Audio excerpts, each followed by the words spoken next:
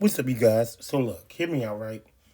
If you have been keeping up with the MCU, whether or not it has been through the movies, the TV shows, the articles that have been released through the presses and the insiders, or people who do YouTube like me who can't seem to shut their mouth, you would know that the X-Men in the world of the mutants have been a big topic for quite a while now, right?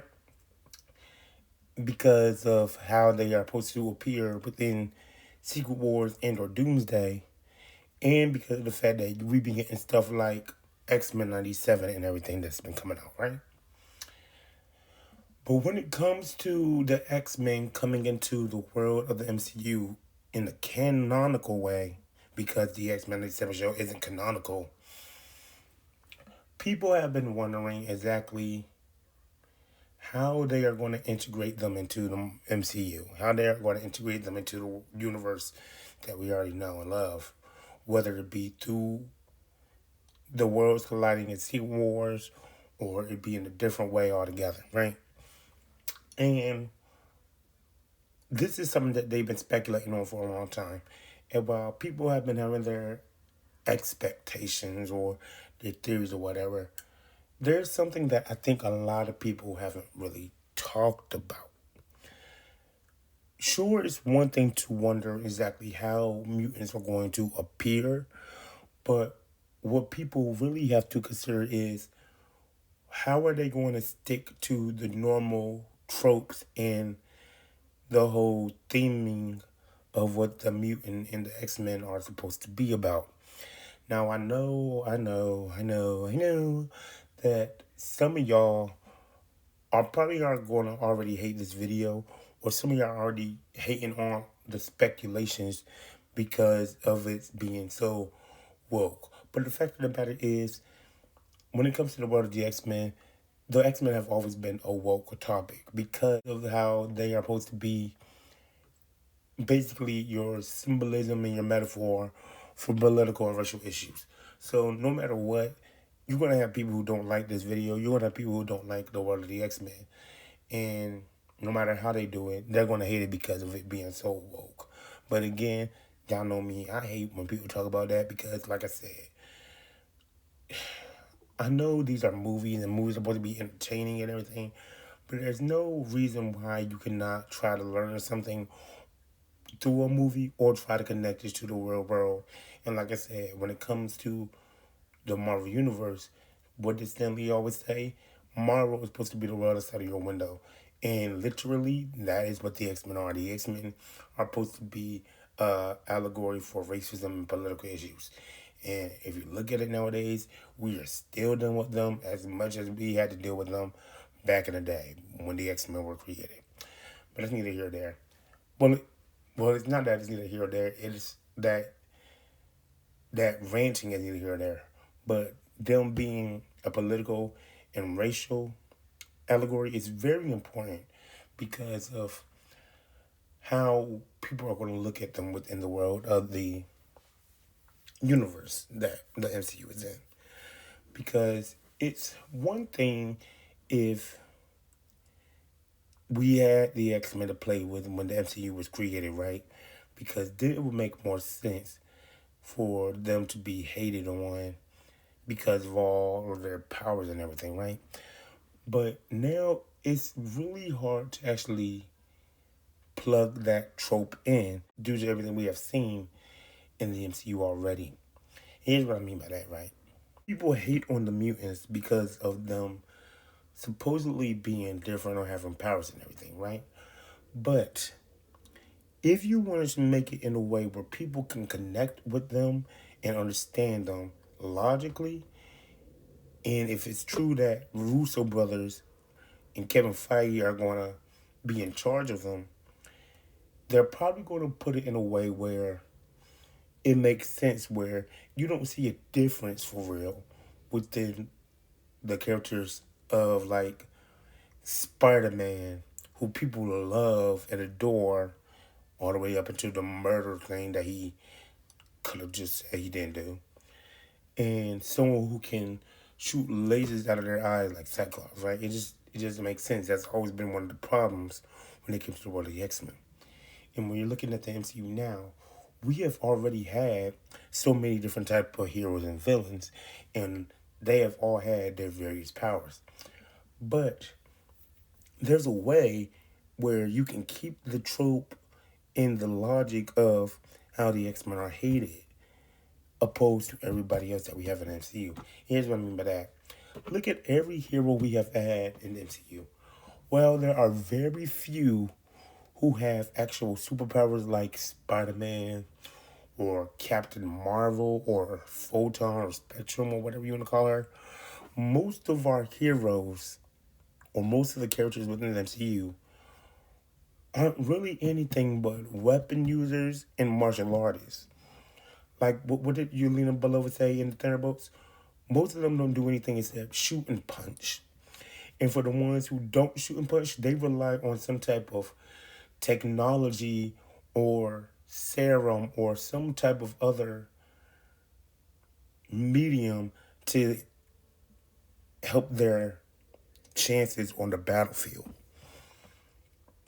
So when it comes to the whole superpower thing, it could work, but at the same time, like I said, there are superpowers that we have seen within the MCU. But you want to look at it from a earthly perspective, most of those superpowers are actually powers that people are fascinating, that seem fascinating or whimsical, like the type of different sorcery powers that we have seen through Doctor Strange, through Wong, and so many more characters. They're not powers that you would consider scary. They're more so the type of powers that you would consider imaginative or fascinating or unbelievable, like awe-striking, right? And then there's another thing that you can look at. Mutations don't always appear to be just a genotype type of thing, right? Sometimes they're a phenotype type of thing. Did I use that backwards? Gene? No, I didn't use it backwards. I was trying to make sure I was going to use both words, but I want to make sure I use them in the right order. But anyway, goes. What I mean is to say that sometimes when it comes to a mutation, they aren't just a manifestation of where you get powers. Sometimes the manifestation is a physical thing where you're being transformed into looking like something that's different or scary or unhuman like, right? But like I said, just like the superpower things, when it comes to the world of the MCU, most of our characters outside of certain ones like the hoax or like some of the aliens we have seen, they all look pretty normal. They're all humanoids. And even when you look at characters that aren't like the hoax, they can transform back and forth between their human form and their, Hulk form. And then, like I said, outside of the ones that we have seen, like those, the rest of them are really in space, so we really don't have to deal with them. So, with that being said, if you keep that logic up, there is a particular way where you can do the whole racial and political drama of the X-Men and integrate them into the MCU without everything that MCU has already accomplished with most of its characters seeming dumb, backwards, redundant, or contradictive. And the way to do it would to be to focus on the mutants whose powers are really dangerous, or to focus on the people who are mutants who look like they're freaks. I'm not being racist. I'm just saying, like, that's how you would probably describe them. And if you don't want to do that for all of the mutants, like the X-Men and everything, you can at least do that in the way where you introduce the concept of the mutants. And then once you introduce them through the concept of the mutants and get them acquainted and everything to the MCU, and people can start understanding exactly what a mutation is, how mutations work, to the point where they can be like, oh, so we're being wiped out. Oh, so you guys taking over. We're going extinct, etc., etc. This can happen to anybody. Then you can focus on the more normalized mutants. And I'm not saying that for the X-Men or anything. I'm just saying that if you like, before you even introduce the X-Men in whatever movie or show you want to do, like the first 5 minutes or 10 minutes, you focus on a mutant whose powers are dangerous or whatever, right? I feel like that's the best way to do it. And I feel like that's even more of a good way to do it because we have heard a few different theories on how the world of the X-Men are going to be treated when it comes to the X-Men as a team as a whole, right? We have heard that the X-Men are going to be based off of the first class that was created by Stanley and Jack Kirby. We've heard that it's going to be based off on Josh Whedon's Astonishing X-Men. We have heard that it's going to be based off of the X-Men 1917, which is cool. But we have also heard a few other things where instead of just focusing on the missions on the outside, they are going to be focusing on actually the school in itself. That some of the main members will be teachers while others will be on the field, which I think is the best way to do it because one of the things that I have always hated about the X-Men is that they never really focused on the school aspect. And that is technically what the Xavier Institute and the X-Men was about, teaching mutants how to find acceptance within themselves, fit into the world, and learn how to control their powers. But they never really touched on that. But it's neither here nor there. So I felt like that was the best way to do it. But we have also heard a rumor that I think is really fascinating. We have heard a rumor in which that they are going to do a TV show, a Disney Plus series or special, where they focus on the Xavier Institute within itself and focusing on the kids, or at least some of the kids in the student body, as like a way to get younger viewers into the X-Men, or a way to show what mutants actually have to go through in their everyday life. Now, before I move on any further, let me just say that I think this is an excellent idea. One of the videos that I have been planning on doing are making a list of shows that are X-Men related and that aren't X-Men related, in a way where I think each of these shows could focus on a particular character or a particular group within the Marvel Universe that I believe deserve their own project. And the New Mutants or the Young X-Men have always been on that list, in a way where you can basically take each episode and introduce a new mutant, what they're going through, how their life at home was, and how they were treated once they started manifesting.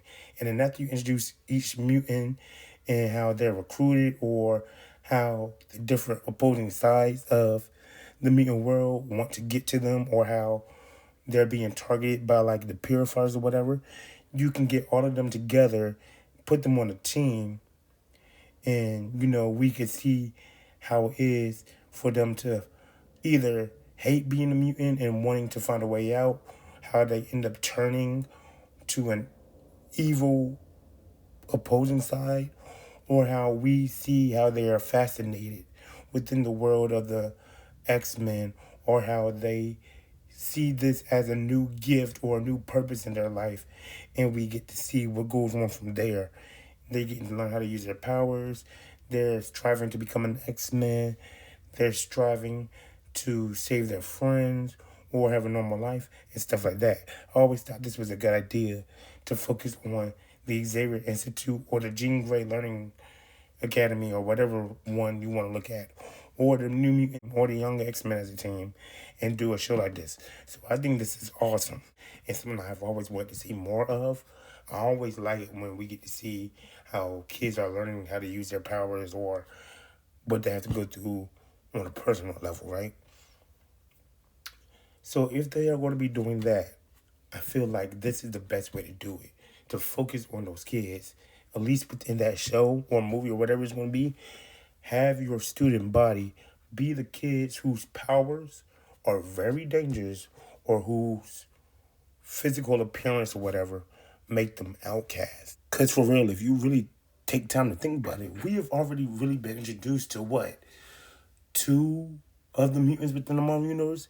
We have been introduced to Kamala Khan, aka Ms. Marvel, and we've been introduced to Namor or Namor, whatever you want to pronounce it as, within the world of Wakanda and Atlantis. And this is just backing up my point that when you look at Ms. Marvel, she's not a threat for real. She's not someone, I'm not saying it's a threat for like a weapon, but she's not someone who you would say she's just scary or her powers are different or whatever. And until her friend did the whole blood and DNA test, it was no knowledge of her being a mutant. So it's not like she is someone who will automatically get hate from the public. And again, her powers aren't anything scary. If anything, her powers are interesting. They look cool, they glow and everything. People will find that interesting and, like I said, fascinating and whimsical. And when it comes to Namor is a prince. He's a king. So people are automatically going to respect him for the most part. And most of the time, he was even known to the surface because he's also half Atlantean. He was ruling a nation. And his nation, they aren't humans. They aren't mutants. So he really kept to himself. He felt like he didn't have to do anything towards the surface until Wakanda really messed with him. So like I said, this really just brings more of a precedence for the type of concept that I think the MCU should go with when it comes to the mutants. Especially seeing that if you were to take the mutants whose physical appearance, the type of thing that people will react to, you could tie it in more into the Secret Invasion ending, which we all know Secret Invasion was crap, but you could tie it into the plot of where everybody is hateful of aliens now, or people are discriminating against them. Like if you look at certain mutants, you could think that they're otherworldly, and it could tie into like, oh my God, we're being taken over, or there were more aliens hiding amongst us with some type of technology, and then that would make it even more reasonable or even more logical for them to be discriminated against. So yeah, so after that, after you take those into accounts, dealing with their everyday life and everything, then you can really get into what other people say the X-Men are about. The soap drama, going through puberty, learning how to find acceptance within yourself, growing up without a family. You can do stuff like that if you focus on that particular trope when it comes to the X-Men in a show like that. So, I say all that to give you context on how we are going to recruit our team today. Right? The way we are going to recruit our team is I'm going to be making a team of mutants, young X-Men or young mutants that I have always been interested in and I have always wanted to see more of within the world of comics, but I feel like they have always been sidelined or never really had a good focus on them. But they are the ones who I think will fit that type of concept when it comes to the MCU. Right? And another reason I think this concept works is because that is another problem I have always had with the world of the X-Men. Besides them never really focusing on the school concept when it came to the movies and TV show, except like for X-Men Evolution, which y'all know is my favorite show when it comes to the X-Men, or a few of the comic books, or the fact that, people hate on them, but there's really no difference between Kitty and Spider-Man, and I feel like you should be more afraid and worried about characters like Thor or Venom other than someone who can walk the walls. Is that when you're looking at the world of the mutants, outside of a few like Nightcrawler, Azazel, Mystique, Angel more or less, beak, or whatever. You really don't touch on the mutants who look different. And I feel like I said, for being a concept that's all about finding acceptance or people being afraid of you, that those are more of the mutants that should be making more of an appearance or being more focused on when it comes to the world of the X-Men. So I feel like this concept that we are using for this video and for the logic that I'm saying will make it better for the world of the MCU. I feel like it's perfect. But outside of that, yeah, that's what we are going to be doing today. Today we are going to be together a team of 5 mutants that not only do I want to see more within the world of the comics, but that can be focused on when it comes to this concept of there possibly being a show where mutants are the focus at a school that fits the logic of them having dangerous powers or looking different for the MCU. I know I'm struggling on exactly how to frame this in a wording sense, specifically looking at the team, because there have been young X-Men, right? But I feel like for these characters, being that they're going to be most likely are gateway characters or they're going to be at the school learning, we all know they're not going to be X-Men, at least not right off the rip, right? So calling them young X-Men really doesn't work, even though they have been young X-Men within the world of comics. And I would love to see them more on actual X-Men teams. And I don't want to just say young mutants either, because mutants is a relative term. It can apply to good mutants or bad mutants. So I'm probably going to call it the student body or the new mutants or something to deal with the X-Men. I don't know. But I really don't want to use the term new mutants anyway. I have always thought that was a dumbass name when it came to that particular team of the X-Men. Because new mutants, like I said, is such a relative term. Every mutant who is manifesting powers is a new mutant. So for you to call your team the new mutants is so fucking dumb. I have always hated that. But that's neither here nor there. Because, like I said, we are going to be recruiting 5 mutants who are young, who are just now manifesting for the most part. We're going through their teenage years and learning how acceptance works and all of that, and putting them on a team, or at least pulling them and having it where they can be the focus of the academy, if that academy rumor is indeed true. And I feel like 5 is perfect because focusing on more of our characters. First of all, like I said, while I like the original X-Men movies, at least some of them, they didn't really focus on every character.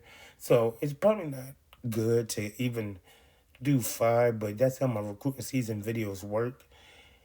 But 5 is a good number so you can focus on each and every individual mutant in that trope. You can find out the ins and outs, how is their life, what they're going through now, how to focus on their powers, and they can gain a connection to each other. 7 is kind of pushing it. It's too much. Let's start with 5 to see how the MCU handles those.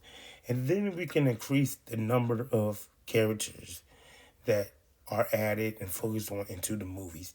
Sure, seeing that it's rumored that Kevin Feige and the Russo brothers are going to be handling them, we know that they can handle more than 5 characters at a time. But to be on the safe side, let's just do 5. And the first person we are going to choose, the character of Beak. Now, it's not that I don't like Beak. He wasn't one of my first choices. Actually, he wasn't in any of my choices or any of my listing notes for a character I want to see more of. But the reason I am choosing Beak is because for some reason he seems to be a fan favorite. Like, he is someone I am constantly hearing about when people are talking about the world of the X-Men on YouTube, in the streets, when it comes to the world of comics. He's someone I'm constantly hearing about. And it's not like I said, it's not like I don't like him. He's a fine character. I just didn't really find him appealing for some reason. Y'all know me, every X-Men or every mutant I like has some type of complex story to them. And I feel like Beak really doesn't. But we're going to choose Beak here. One, because he's a character that most people like. And I feel like, especially if you are an X-Men fan, you will automatically recognize. But he's also someone I feel like kids get attracted to because of how he looks or what his musician is. But he's also a very sweet character. But in terms of fitting this trope, he looks different. He looks like a chicken. He looks like a chicken, and he's one of the people who wishes he could go back to having a normal life. But he's also so timid and weak. People are constantly ganging up on him. So if you was to take how he looks plus how he feels about himself, and people constantly ganging up on him, that is right there the formula for a mutant in a race and a plot. That's the perfect formula right there. So, like I said, the first character we want to pull right here is going to be the character of Beak. And when it comes to the whole segregation and discrimination thing, it's even better because of how he really doesn't have any powers. So, because he doesn't have any powers, he can even be seen to be discriminated against or bullied by other mutants because of him being so weak or such a lame character visually or a lame character within the sense of how every other character has great powers or at least have some type of mutation that doesn't seem to weaken them at the same time. And through that, he's also been a character who's been neglected and abused by his family. So this is a character that not only people would recognize or who kids can get attracted to and that fits the concept that we're dealing with, but it's also a character that we can automatically feel sad for. We can automatically feel compassionate towards. So yeah, for our first member, we are definitely going to choose the character of Beak. Now, for our second character, these are going to start going into the characters that I really, really adore within the world of comics and wish I saw more of so I can get to learn more about them. Or I just think that they're so cool that I want to see them more. And the first character that we were going to pull as our second character is going to be the character of Anole. I call him Anole. Some people say Anole. He's the one that looks like a green lizard type of thing with the one big arm and everything. We're going to pull him.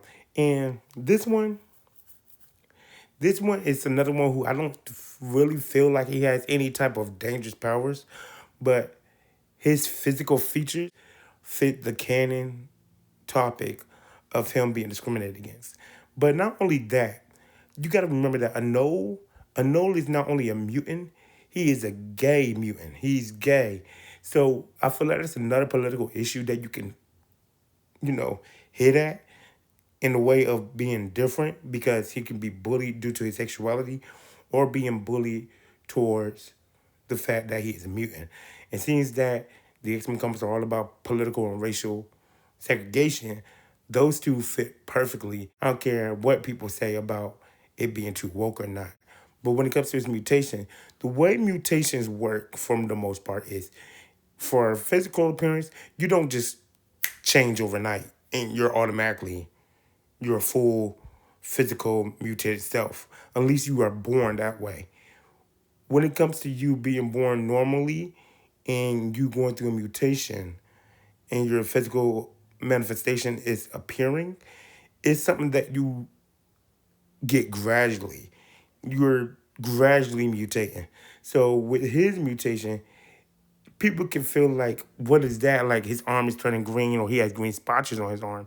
And they can have a fear of him being like a disease or him being a character who is infected or something or a character who is sick. And they can automatically fear him and resent him because of that, thinking that they're going to catch something from her or not. And when it comes to his powers aren't really dangerous, but his powers can, be those in which people can see mutants as untrustworthy or go more into the, oh, we're being ran out or we're being controlled or whatever the case may be. Because Anole's main power is the fact that he has some type of stealth capability. So, you know how they always say within the comics, what if the what was the line that they used in the X-Men one? Who's to say that these mutants can't just walk through walls into the president's office and order a strike or release the missiles or whatever? That could be the type of logic that you can apply to a character like a Note. So with that being said, I know it's gonna be our second character that I feel like you could pull because, like I said, he's a character that I want to see. He's mentioned and stuff, but you rarely see him on the field.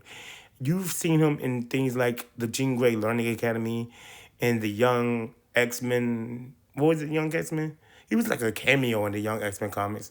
He was in the X Club, but like outside of Krakoa, which is you know, another thing. He was there, but even in the Krakoa era, he was rarely touched on. Like he had like certain appearances, but he wasn't like a main focus. So I feel like a no would be another good choice for a team like this. So we're gonna choose the character of a no. Especially seeing that if you was to take the character of a no and the character of Beast, you got Beast who can't hide and one who basically can because of his power, so he stays hidden. And plus, his whole arc can be about how he is trying to survive or how, because of his powers, people, like I said, don't trust him or knowing how to fit in, not only because of his queerness, but because of the fact that he's a mutant. So, yeah. So, like I said, Anole is going to be our second student that we place within the Xavier Academy. Now, when it comes to our third member is going to be the last member that we use to represent the type of mutants who go through physical mutations. And that is going to be the character of Indra. Indra is another character who I've always thought was cool or always wanted to see more of outside of the comics that he appeared in, which were the X-Men Legacy comics. And that's because Indra's powers are not only cool, but he's a mutant who there was a lot with religious and faith based problems. I've always found it interesting with certain characters, not just in the mutant community, but in fiction in general, that appear to be heroes or villains, but they're very religious, like Nightcrawler, Daredevil, or whatever, because you never know exactly. It's not that you never know, it's just that it's always interesting to see the philosophy and psychology that they put themselves through in a way to adapt to their faith or a way to reconcile with it. Because it's like, how do you explain your understanding of things when it comes to your faith? How do you go out there beating people up every day and still stay faithful to your religion and certain stuff like that? It's always been interesting to me. But when it comes to his powers, Indra's powers is basically that he can basically summon armor. He can create armor around himself. Not like the character armor, like where he gets like a physical, like, no. He basically has a power where he can turn into a armored warrior. Like he gets armor on his body, he gets a sword and everything. And I always thought that was really, really cool, especially for the type of character he is that deals with faith. I always thought his powers and the faith thing were always so interesting that I always wanted to see him. But when it comes to his physical appearance outside of his powers is that Indra looks humanoid, but his skin is entirely purple. His skin is entirely purple. His hair is like orange, red, ginger like. Due to his appearance, I feel like that would be an interesting choice placed in a concept like this, especially since that while he is a mutant who does have an abnormal appearance, he still is normal looking compared to those of the characters like Beak and Anole. But outside of that, I feel like this is a great choice for the concept because you can see how, due to his religion and the fact that he is a mutant that comes from like India, you can really get the focus on how mutants are treated or how mutants affect the world on a global scale, or at least on a whole hemisphere, not just focus on mutants that are centered in the District of New York or in the District of California, where most of the MCU properties take place. And not only do you get to see that from a different perspective geographically, but like I said, due to the whole religion thing, you can really get into the concept of, is the arrival of the mutants a plan from God? Is it divine? Is it spiritual? Or is it scientific? Or is this always supposed to happen? Is this a sign of the apocalypse? Is this a sign of this? Is this a sign of that? So you can really get into not only how they can collapse the world on a geographical standpoint, but how much it affects the world on the spiritual and religious standpoint as well. And I feel like if you were to touch on those, not only would you really help solidify the resentment and the fear in a logical standpoint, but you can also future proof the MCU in a way where the things that you are doing are a great stepping stone towards what you could do in the future to make it more evolved or to make it more stable in the upcoming days. Plus, because of his powers being more so within the mystical realm of things, you could really tie it into the supernatural world, seeing that how we are also being told that not only is the next stages of the MCU going to be focused on the mutants, but it's also going to be focused on the supernatural and magical side of things, like the Midnight Suns and everything. So I feel like if you wanted to ever tie those two worlds together, he could be a character that could do that.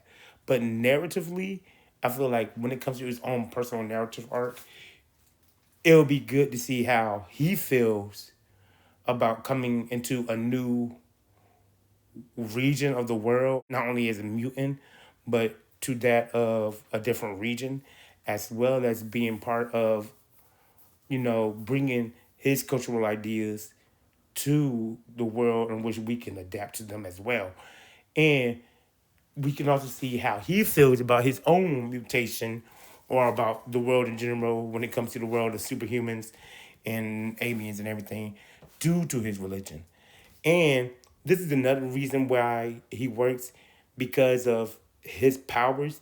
You can really feel like people are scared of him due to the fact that his powers create like a mystical armor warrior type of thing. They could say that his powers are dangerous, and just because of how his powers work, no matter if he uses them in a dangerous way or not, he is a threat because maybe he was given those type of powers specifically to hurt somebody or to cause war or to be a conqueror. So I feel like Indra is another good choice for this concept. So Indra is going to be the third person we put on the student body for the Xavier Institute when it comes to the MCU. Now, for our final two members and even some of our support staff, because yes, we are going to be having a support staff for this team, we are going to be looking at the concept of the mutants that are a part of the group that, while they may not have physical mutations, their powers can still be seen as dangerous, which will make them even more of a target for discrimination and fear and resentment. And the first one we are going to pull for that grouping is the character of Loa. Now, when it comes to the character of Loa, Loa is probably the one character I have pulled within this draft that I have seen probably the least. And it's not that I don't like her, because I do. I think her powers are cool. I've seen her probably in like one main comic where she's been like heavily featured, and that was in like the Fear Itself tie-in that she was in. But outside of that, I don't think I've really ever seen her like actually have like a main participating role in anything, even though she's been like on the sidelines or in the background of panels. But Loa not only is a mutant who looks normal, but she has markings. And when I say markings, for those who do not know, even those mutants who look normal have some type of, well, not all of them, but some of them have mutant identification things. Think of them like basically identifiers or like IDs that point to you having a mutation. Like there's something that you normally wouldn't see. For example, Lorna Dane, you know that she is a mutant due to the fact that she has natural green hair. Gambit, you know that he's a mutant due to his natural red eyes and stuff like that. Well, when it comes to the character of Loa, Loa has face markings, which you could assume are tattoos, but I think they glow. They may or may not glow like the character of Azori or like the character of Calderon from Young Justice, but rather if they glow or not, she has face markings that she can't get rid of. And these markings are her identifier. So I feel like when it comes to looking at her face markings, you could definitely do this in a political, societal type of aspect where, you know, she could be seen as a character or a young person who is rebellious or going against the grain or doesn't cope well with authority. You know, she's one of those young people that people who are older would like to say, oh, she's not going to make it far in life. She does respect authority. She's a troublemaker because she has markings on her face or she's part of a gang or something, which is wrong to assume, but it is a part of the whole segregation, discrimination type of trope. But when it comes to her powers, Loa has a very destructive power. And if it wasn't for her not being so developed or untrained outside of most of the X-Men that we usually know, I probably would have put her on my X-Force team when I did the X-Force team back in the day. Because Loa, for all intents and purposes, have the same powers as Kitty Pryde, except with an edge to them. Loa technically has the power to phase through things like Kitty, but when she phases things, they disintegrate, they crumble, they're gone. Like it's like she touches something, boom, it is crumbling. She does. It's destroyed altogether. So just imagine her being like at a store or like in school and she's manifesting. She touches the desk crumbles. Or her being at a store or something and next thing you know her powers are uncontrollable. She destroys something or she actually touches somebody and somebody ends up getting sick or they end up dying or whatever. That is an automatic trigger for people to be afraid of her or to be resentful of her because of the fact that she is a mutant who can technically, if she touches a building, she can make buildings collapse. She could destroy infrastructure. She could literally be an apocalyptic or havoc, Armageddon causing force. So through that and through her markings, she can be easily discriminated against, ran out, profiled, and so much more. So our fourth person for the Xavier Institute student board is going to be the character of Loa. So with four members down, that means we have one more to go. And the last member I'm going to pick is going to be the character of Magma. Magma, I've seen a few comics, but I know her mostly from the different type of X-Men animated shows, such as Wolverine and the X-Men and X-Men Evolution, where I love her character. She's a character who, in the comics, she's been manipulated mentally. In the show, she's very emotionally unstable or very insecure in some parts and very scared in others. But she is another character you can take for a geographical standpoint because she is usually from Brazil. And I think like sometimes she's like from the future or like the past or something. I don't know much about that. If she is, I guess you could do a time travel thing because the X Men deal a lot with time travel. But outside of that, I'm taking her because of the whole power situation. She is a person who, for all intents and purposes, I don't think she has a marking and she looks humanoid. But her powers are very destructive. If you were to guess what Magma's powers are, what do you think her powers are? Based off her name, based off her code name. Yeah, I don't think that's any type of guessing game that has to be done here. Magma has the power to generate magma. She can generate magma, control magma. She can influence tectonic plates and stuff like that. So while Loba can collapse buildings, magma can destroy cities. Magma, I don't know if she's an Omega level mutant or not. She might as well be, but magma can destroy a whole city.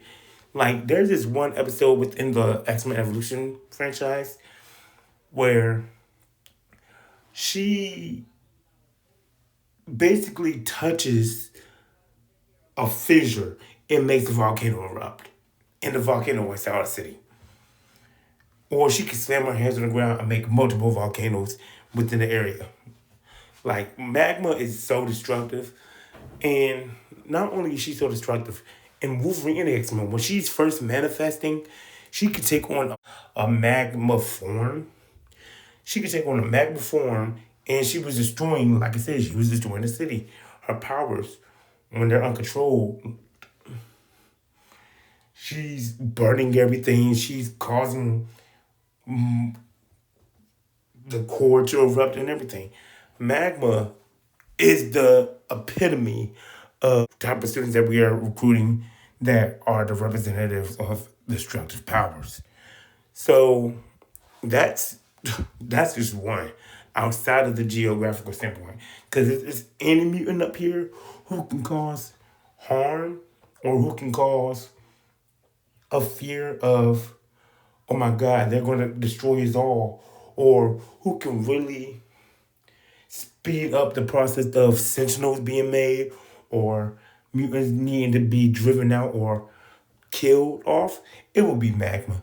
Plus, I think her father is like a rich player, so you can see how mutants tie into like economical standpoints of the universe, where there's different economical groups or different industrial franchises within the Marvel universe that are dedicated to either helping mutants or getting rid of them. So, and like I said, with her powers, you can see how much of the economy is being threatened due to how much they are being destroyed or how they're looking for sanctuaries or whatever. So I think magma is another good choice to put on the student body.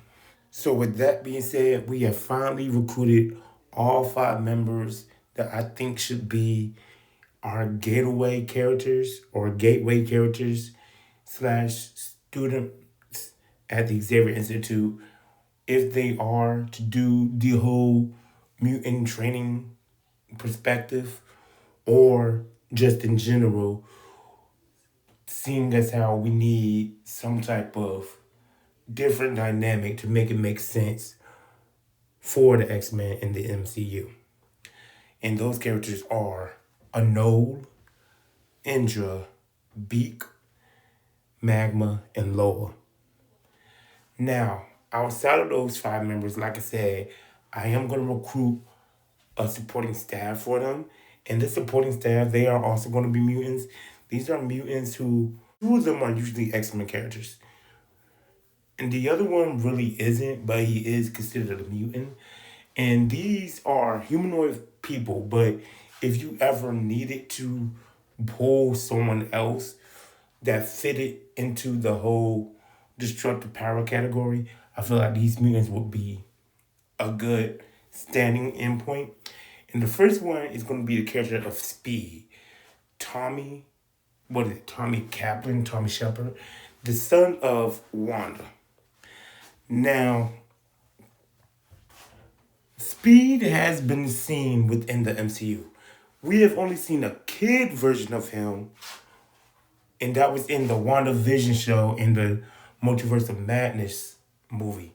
And it is said that he is supposed to appear in the Vision Quest as an older version, just like his brother appeared in an older version of himself within Agatha all along. As of the recording of this video, which is the 30th of December, Vision Quest has not been released, and I'm not sure it's going to be released until the end of next year. I'm not sure about that. But either way it goes, the reason I'm pulling him up here is because just like Billy, Tommy is technically a mutant. According to the Marvel Encyclopedia, Marvel Wiki, the official one, not the fan-made ones, he is technically a mutant. And if the MCU is going to do the whole Marvel, which I really hope they do, Marvel family thing between Magneto and Quicksilver and Scarlet Witch and Lorna and all of them, then I feel like the perfect way to kind of tie them all together would be to have one of them be the centerpiece. It seems that the first part of the MCU has always focused on Scarlet Witch, and Billy seems to be more of a character who will be in the supernatural side of things. I want to pull Tommy, especially since Tommy, when it comes to the character, Tommy, in the world of comics, I feel like he's always been the one of the family who has always been done dirty. Not in a way that he's done dirty narratively or whatever, but it's like Billy's dealing with space stuff and he's been part of like magic stuff and he's gotten married and everything. Wanda is all across the board. Magneto's all across the board. Lorna's been across the board when it comes to X-Men stuff. Quicksilver's been a part of Inhumans, part of the Avengers, part of X-Force, part of X-Factor. Tommy is the one character who I rarely see appear anywhere. He's been a part of Young Avengers, but after the Young Avengers, like, we know they split it. What happened to most of them? Tommy is the one I feel like could use some more love when it comes to the comics. So I'm going to pull Tommy, like I said, one, because of that reason, but two, because I feel like he could be a tying connecting point to the world of the mutants and the whole Magneto family bloodline. But when it comes to his powers, Tommy's powers, he has the same powers as Quicksilver, but again, just like Loa and Kitty, Tommy has an edge to his power. Tommy's powers are super speed, but it's like he can do like, at a certain point, he can cause things to vibrate and combust, or he can blow things up through vibrating at a certain frequency or something like that. It's his power is speed. His main power deals with speed, but in a destructive way. And I don't really know how to explain more to that. Just saying that when he first manifested his powers, he ended up in jail. He ended up in jail. He ended up blowing up his school. So, yeah. So, like I said, just based off those two things right there, perfect allegory for a mutant who has destructive powers. And plus, if you want to tie it to the whole Wanda thing, that's even better because a lot of people already don't trust Wanda. So if they find out that he's a son of Wanda, that's more resentment, more fear, because they'd be like, oh, you're just like your mother, you're a monster, blah, blah, blah, this, blah, blah, that. And if they're already going to bring in Quicksilver and or Magneto as villains, then that would be even better because it could be like, your whole family is already problematic. What makes you any different? And another thing that you can do with him narratively is that he is a mutant who is bisexual. So, like I said, you can also touch on the whole dynamic of him being a part of the LGBTQ community. And when it comes to his personality is very reminiscent of his uncles. Quicksilver, we all know Quicksilver is a douche. Quicksilver is a douche. He feels like he's owned things and everything, right? And while I would say Tommy feels entitled, Tommy is very impulsive. So we can see just exactly how mutants are seen to be impulsive, or what can happen when you mix a mutant's power or the fact that they are teenagers with an impulsive type of energy, or when they don't stop to think, or when they're in a rush. So yeah. So the first supporting staff character we're gonna have is Tommy Shepard, aka Speed. But speaking of Wanda and problematic mutants and how people hate her, the second person I'm going to pull for the supporting staff is going to be the character of Danny Moonstar, aka Moonstar or Mirage, whichever one you want to call her. Now, unlike most of the characters we have seen in this draft, we have seen Moonstar to an extent when it came to the Fox X-Men universes. Mirage basically has the power to take your deepest fears and project them in like a hallucinogenic state. But while they seem to be holograms or hallucinations, they appear real at the same time. They like have an actual effect on reality. And I feel like that's a thing you can play with if you want to be destructive with it. Because while I was pulling Moonstar, I wasn't pulling her in the sense of being a student. I was pulling her in the sense of being a mentor or a teacher to our students, because she is one of the original New Mutants. Like the New Mutant team, which again I hate the name of that team. She's one of the original New Mutants. And then when it came to like the young X-Men, she was like their trainer or like their guidance counselor or something. So I feel like if you wanted to really do the whole idea of mutants being on the field and mutants being at the school teaching them, she could be one of the one who teaches and be on the field, or one or the other. She can help. You know, she could basically be the liaison for introducing these new characters, since that she knows what it's like to be a young mutant and to be outcasted and everything. And she's already been on the field, but she can also help these kids fit in. But if you want to look at it from a power standpoint, just imagine what would happen if the public found out what she could do. They can react to her just as badly as they reacted to Wanda, because just like Wanda, or more or less like Wanda, while she is able to control her powers, when Danny is scared or whatever, she's a psychic. So just like most psychics, when their emotions are in flux, they have no control on her powers. So just imagine when her powers are being uncontrolled, or when she's scared or something, and she's just causing everybody's fear to manifest and affect reality, just like she did within the New Mutants movie.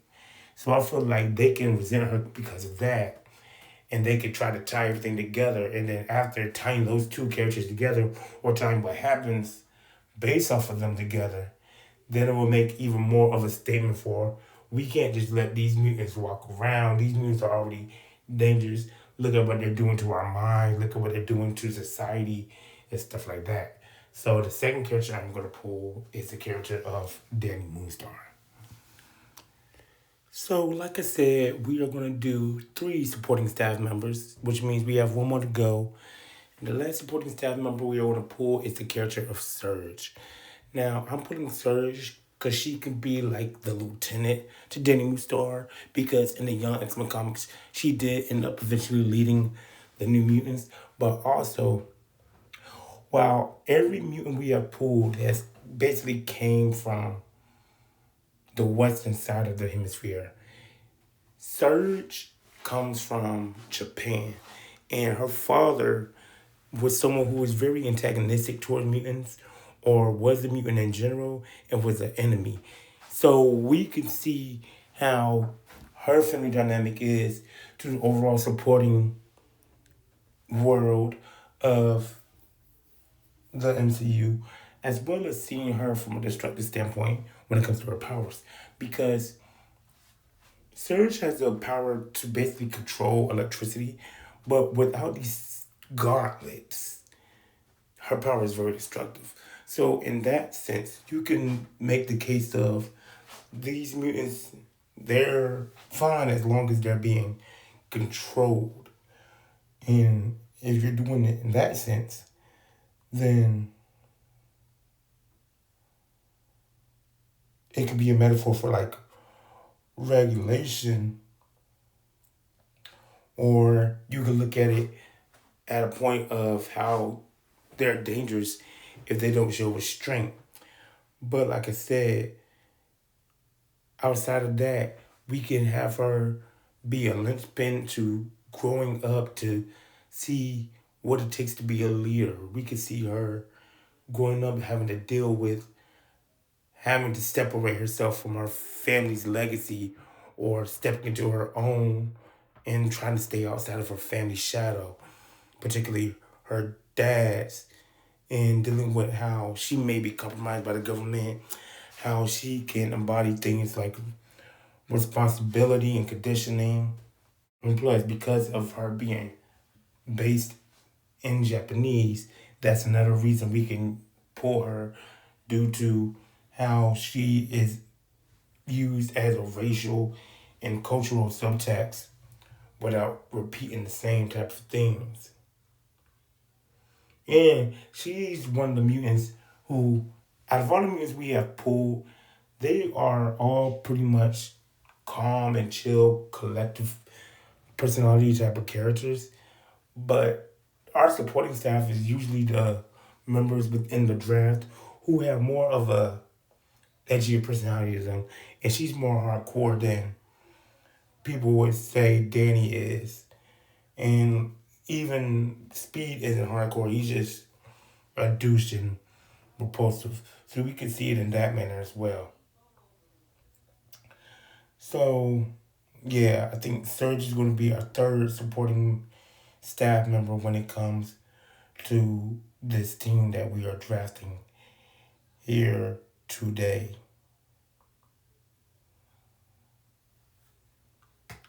But yeah, you guys, those are the mutants and their supporting staff members that I would like to see as our gateway characters for the MCU, or I would like to see eventually when it comes to the MCU, or just characters I would like to see get more love when it comes to the world of comics.